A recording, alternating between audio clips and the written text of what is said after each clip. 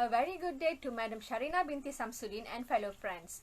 My name is Saravani Muniswaran, metric number 265688. Today, as for this presentation, I will be presenting about the introduction and the objective of the program. First and foremost, I would like to talk about the topic that we have chosen for this program, which is about sexual harassment. According to Sya'fiq 2019, he has defined the sexual harassment as the unwanted and unnecessary sex-related behaviors or attitudes that are appraised by the recipient, which is regarded as offensive and bothersome. There are three main types of sexual harassments, which is the verbal sexual harassment, non-verbal sexual harassment, and physical sexual harassment. Furthermore, there are few factors which leads to sexual harassments to happen in any context. The first one is the attitudes of the person who is conducting this act. The second one is the unprofessional and unpleasant environment. And the last factor is the skewed sex ratios in the places where the sexual harassment is happening. Thus, to overcome this issue, our group has decided to plan and conduct an awareness talk about sexual harassment.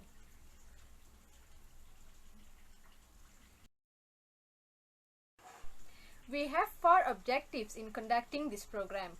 The first objective is to create awareness about sexual harassment among the public. The second objective is to educate the people on what they should do if they are one of the sexual harassment's victim. The third objective is to educate the public about their roles in overcoming the sexual harassment issue. And the last objective is to cultivate the nature of mutual responsibility to take care of the welfare and safety of the community as a whole. Hi everyone, now I will continue our group presentation with identification of the issues, which is sexual harassment. So, sexual harassment is a social issue that compromises one's ethics, integrity, and morals. Sexual harassment, according to Noresa Baharun 2010, is defined as unwelcome behavior expressed through sexual-oriented words, gestures, touch, psychology, and visuals that is repeated on a regular basis. So, sexual harassment of students is a common occurrence in educational institutions, but is not always treated seriously by those in charge of those institutions. This has existed from the beginning of time, but is not considered a major issue since few people report such instances to the appropriate authorities, and they are also unaware of where they should report such situations if this occur to them. This case of sexual harassment have had a significant influence on a person's productivity, causing the quality of their education to deteriorate by day by day. In terms of psychology, it will place a lot of stress on their minds, and they will lack self-confidence when it comes to doing a task in their class. There are 5 types of sexual harassment according to the Ministry of Human Resources that we found. The first is includes verbal reprimands, teasing, and making obscene noise that make the victim uncomfortable. Things like this happen to students all the time, but some students believe it's just a joke, and if the victim believes this, the matter is not labeled as a sexual harassment.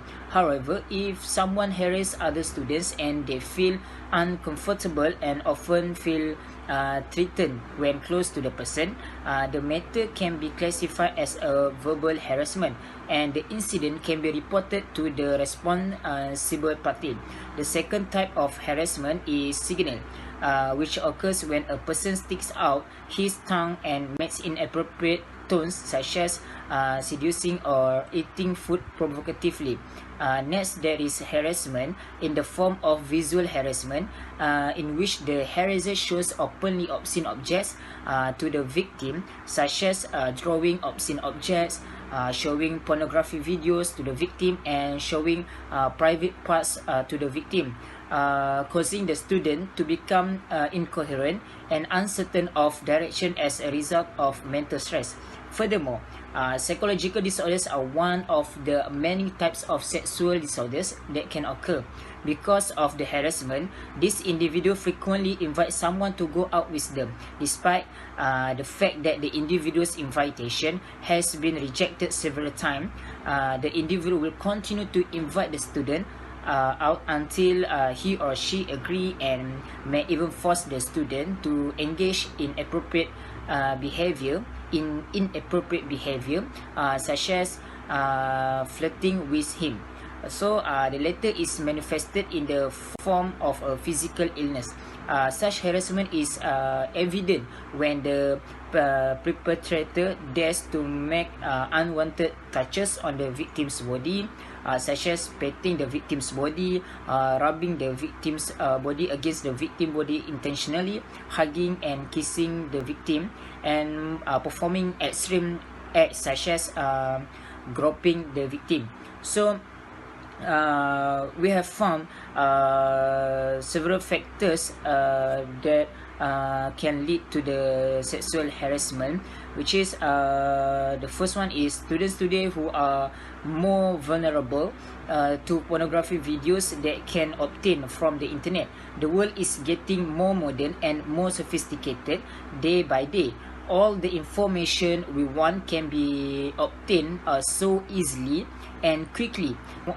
Various websites available on social media at the moment that present these immoral porn videos. So therefore there is no denying that there are students who are able to get caught doing these immoral things. Second factor that can influence the occurrence of this sexual harassment is the result of openly pornography jokes by the adult community. So jokes like this usually happen when these students gather and speak with older people, and some are married. Such a thing is a form of useless jokes. Besides that, the other factors that can influence the issues of sexual harassment is lack of education and awareness in a person on the issues of sexual harassment. In fact, the issues of sexual harassment among students is a big issue, and if it happens, it should be brought to justice. The perpetrator needs to be given an appropriate punishment. So if the perpetrator is a student himself, of course they will tarnish his image as well as his dignity. Thank you. Assalamualaikum warahmatullahi wabarakatuh, and a very good day, especially to our lovely lecturer, Madam Sharina, and also to my lovely colleagues. My name is Muhammad Huzaifa bin Muhammad Azhar, metric number 265758. We'll talk about the plan to overcome the issue regarding the issue that we are chosen. So the issue that we are choosing is about the sexual harassment. Since the issue is getting worried, we decided to establish a plan to help to overcome the issue in our community. Our program is about a talk of awareness of sexual harassment that happen in our community. We decided to choose a talk as our strategy to persuade the community to get interest in the current topic that we choose. This talk is available for the community to know about what is happening in our country, especially among the student itself. As we know, public awareness is crucial if locally available resources are enhanced to enhance patience and cooperation, encourage self-mobilization and also enactions. The awareness program being made by the people are often seen to be successful if several forms of communication are used, such as distribution of the printed materials, organizing of community forums and training, professional consulting, social and mainstream media communication, and the use of informal knowledge information system. To make our program more interesting and gain more audience, we will invite in particular moderator and the guests that will help to talk more about this issue. Where you can see right now the program details of our program is based on the slide, where the program is jointly organized by the National Security Council, MKN, the Ministry of Women Development, and also University Utara Malaysia UUM, where we will, as a student, we will make a program that implemented that is live Facebook forum together combat the sexual harassment. Sexual harassment remains life. As a reliable person, together we combat. So as our moderator and the panelist is the moderator is me, Muhammad Huzaifah bin Muhammad Azhar, and also the first guest is Datuk Sri Panglima Akrisani Abdullah Sani, which is the Inspector General of Police of Malaysia, and the second is Yang Berbahagia Datuk Sri Rina binti Muhammad Harun, the Ministry of Women, Family and Community Development. So based on this advertisement, where we will conduct this program on 15 June 2021, which is Tuesday, and the program will be at 8 a.m. until 12 p.m., where we will be live at the National Security Council and Ministry of Women Development Facebook. And as you guys can see, let us seize the chance of demonstrate our Malaysian responsibility and support us to combat the sexual harassment. And secondly, about our program is regarding our program tentative, which is shown in the slide, where the program started in the early of morning, where we started with the entry of the audience to the Facebook page live, and at 8:45 a.m. we will play the countdown video, national anthem Negaraku, greetings from the MC, and reciting prayers for the Muslims. And at 9, we will show to the audience about the corporate videos from the both of the ministries and also from the UUM itself. And at 9:15 a.m. we will start the forum about the sexual harassment issue, and at 11 a.m. we will start the Q&A season by the community, whether it is through the Facebook live comment or any sources. 11:45 a.m. we will do a photography season with our audience and also with the panelists and moderator, and 11:55 a.m. until 12, where we do a closure greetings. Based on the following program specific, we consider the date and time highly appropriate for all levels of society. Its implementation through the live forum from the Facebook sites make it simple for the social media users, especially for the students, to participate in this program without participating in the program physically, like going through the hall or something. In addition, where during this pandemic season, where as you guys know, during this pandemic season, the collective is obligated and prohibited for us to meet in a ritual based on the SOP established. Based on the program, we invited a high profile invited panelists, which is from the government. We consider that both of these organizations, people are very close linked in the country's problem, and also among the community that involved in this issue, where the students. Firstly, about our program, based on our conversation with one of the officials working in one of the public higher learning institution, where Mr. Umul Hafsah stated that she firmly agrees with our program. Through this program, the community will understand better that sexual harassment is a grave crime. Penalties for perpetrators in Malaysia are equally hefty from a legal point of view. For your information, there are no act about the sexual harassment. So with this program, we hoping that there are act about the sexual harassment that we can combat together, and giving a really heavy punishment towards the people who are involved and do the sexual harassment towards the people. So for the next part, I will pass to my friend. Assalamualaikum warahmatullahi wabarakatuh. My name is Siti Noharin Samit Abdul Kamal. My metric number is 265253. We will move to the importance of program planning. Firstly, Educational Institute must have developed an anti-harassment policy. It is very important to educate employees to be careful and not to commit sexual harassment against students at institute. The survivor also must understand that their complaint will be taken seriously, their privacy will be covered, and there will not be discipline for reporting. Sexual assault policy will help to avoid cases of harassment, make a school or educational institute a safe and secure environment for students, and keep all institutes running smoothly. Next, assist in taking steps to remove racist jokes. Teachers sometimes have to filter their language when providing sexual harassment content and learning. Sexual education in school is something that must be tough, but it is not intended to use one indecent word in order to make a joke.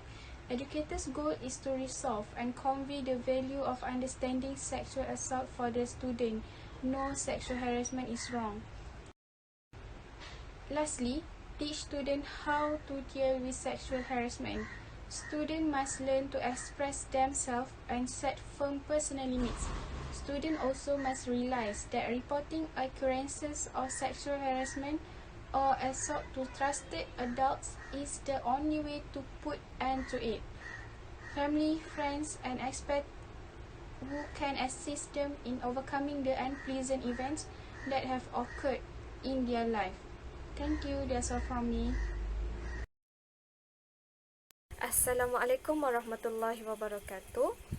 My name is Sya'fiq binti Izazi. My metric number 265256. I would like to present my part, which is conclusion. In conclusion, that we can conclude that about sexual harassment education for students is preventing and effectively addressing sexual harassment of women in college and university as well as out. There is a hard challenge that need to be addressed. Besides that, sexual harassment is an epidemic throughout the global higher education system and deeply affect individual, group as well as entire organization in profound way.